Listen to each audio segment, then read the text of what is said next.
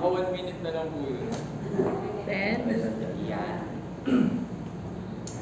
Hallelujah. Ang Diyos ay mabuti. Amen po ba? Amen. Parang inaantok na po tayo. Marami na tayong napakinggan, pero mananatili na ang Diyos ay mabuti. Amen po ba? Amen. Lahat ng inaantok magsabi ng amen. Amen. Yun, inaantok na. Hallelujah. Ang pag-aaralan natin sa oras na ito ay patungkol sa pag-aalala. At ang title ng ating pag-aaralan ngayon is Stop Worrying. At bago po tayo magsimula, tayo po muna yung manalangin. O hallelujah, dakilang Diyos. Patuloy o God, dinadalangin po namin ang pagsamo mo. Ikaw ang Diyos na patuloy na mag-usap sa amin at banal na Espiritu. We welcome your presence right now sapagkat ikaw ang aming dakilang Diyos na guro na magpapaunawa sa amin upang maintindihan namin ano nga ba yung nais mong iparating sa amin sa oras na ito. Salamat po Panginoon, pinupuri ka namin, pinasasalamatan sa pangalan ni Jesus. Amen. Minsan pa po, palakpakan po natin ang ating Diyos sa buhay. Hallelujah. Sabi dito, sino po dito yung nag-aalala kung ano yung mangyayari bukas? Meron po ba dito nag-aalala kung ano yung mangyayari bukas? Siyempre wala. Wala nga amin.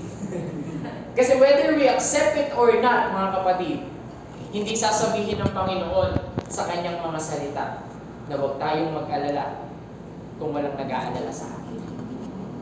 At buksan po natin ang ating mga Bible. Open your Bible with me in the book of Matthew, chapter 6, verse 34.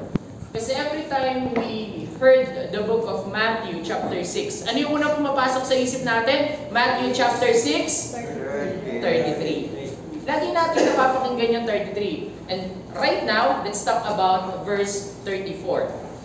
Sabi po dito, therefore, do not be anxious about tomorrow, for tomorrow will be anxious for itself. Sufficient for the day is its own trouble. Sabi po sa Tagalog, kaya't huwag ninyong alalahanin ang bukas, sapagkat ang bukas ang mag-aalala sa kanyang sarili, sapat na para ngayon ang kabalisahan sa araw na ito. Sa panahon ngayon, tila po parang ang daming iniisip ng tao. Yung tao kasi ngayon occupied talaga eh. Ano kayong kakainin namin bukas? Ano yung susuotin namin? Ano yung makukuha namin para bukas? We are more focused doon sa bukas na paparating. Sabi po dito, abala tayo sa pag-aalala sa kung ano ang mayroon o mangyayari bukas, sapagkat may sinasabi ang salita ng Panginoon patungkol rito. Sino dito yung nagnanais na malaman kung ano yung sinasabi ng Panginoon patungkol sa pag-aalala at patungkol sa bukas? Are you with me po? Lahat po ng nariyan pa, sumigaw ng hallelujah. Hallelujah. Hallelujah. Purihin ang Panginoon. Likas kasi sa tao yung pagiging pakialamero at pakialamera. Likas sa ating mga tao yun eh. Napapakialaman ko lahat ng bagay. At parte tayo dun. Hindi porket Kristiyano na tayo, hindi na tayo nangingialam. Diba? At whether we accept it or not, pinapakialaman natin pati yung bukas na dapat hindi naman talaga natin pinapakialaman. Sabi din, himayin natin ng maigi ang sinasabi ng Panginoon sa talatang nabanggit sa Matthew chapter 6 verse 34. Yung unang puntos po dito, yung sinasabi po dun sa unang part, kaya huwag ninyong alalahanin ang bukas, sapagkat ang bukas ang mag-aalala sa kanyang sarili. Ang bukas ay dapat mag-alala para sa sarili niya ayon sa sinasabi ng salita ng Panginoon. Malinaw na sinasabi rito ang bukas ay para sa kanyang sarili at hindi sinabi doon na para sa iyo. Hindi sinasabi doon ang bukas ay para kay may karugtong na pangalan. Ang bukas ay para sa akin, hindi ganun. Sinasabi doon ang bukas ay para sa kanyang sarili. Kahit sabi ko po dito, ang bukas ay para sa kanyang sarili at sinabi doon na ang bukas ay hindi sinabi para kay ganito o para kay ganyan. Bakit ang daming stress na tao ngayon? Sa tingin niyo po bakit? Kasi iniisip nila kung ano yung bukas. There are many people na stress sa panahon ngayon. Kasi nga iniisip nila kung ano yung meron bukas eh. Diba? Sabi po dito, karamihan sa mga tao ngayon, ang rason kung bakit sila nai-stress, ay yung bukas. Diba?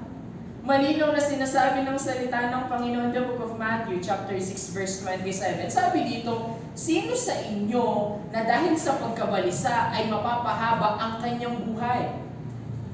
Ang pagkabalisa ay hindi makakapagpahaba ng buhay natin. Nakakapagpaikli pa ito. Sabi na nga ng Bible hanggang 70 na lang yung tao. Lumagpas doon, bonus na. Nag-alala ka pa. Imbis na 70, 65 ka na lang. Pag malakas ka, 80 pa. Di ba? Nakakalungkot. Sino dito yung gusto umabot ng 70 plus years old? Nagbigti pa. Taas ang kamay. 80 nagbigti. Yung gusto umabot ng 90. Amen. Stop worrying. Kung gusto mo na humaba yung buhay mo, stop worrying. And that's what the Bible said. Hindi ako nagsabi nun, kundi ang Panginoon. Sabi pa po dito, huwag ma-stress, huwag alalahanin ang bukas at hayaan siya na alalahanin yung sarili niya. Yung pangalawang parte naman po, pangalawang puntos, sinasabi dun sa panguling-uling bahagi, sabi dito, sapat na para ngayon ang kabalisahan sa araw na ito. Makontento dapat tayo May alalahanin na tayo ngayong araw, aalalahanin pa natin kung ano yung meron bukas. Diba? At bago po ito ma-deliver, bago po ito magawa, bago po ito mag-strike sa bawat isa sa inyo na nakikinig, nag-strike po muna to sa akin.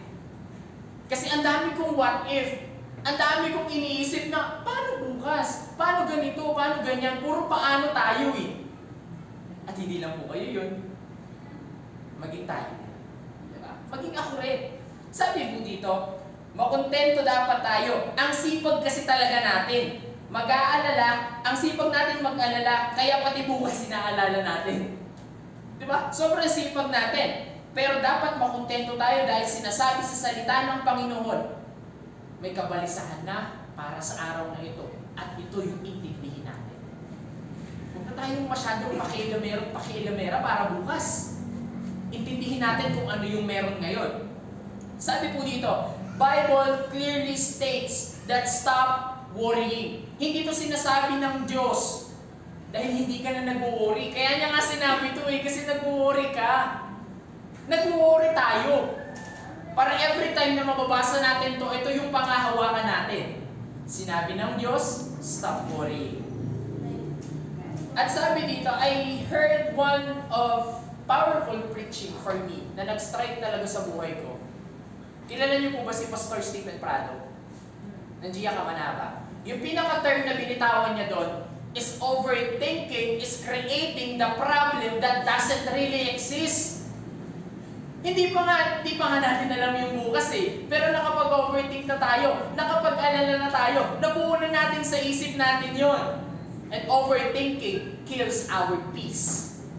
Kasi nag-aalala tayo kung ano yung meron bukas.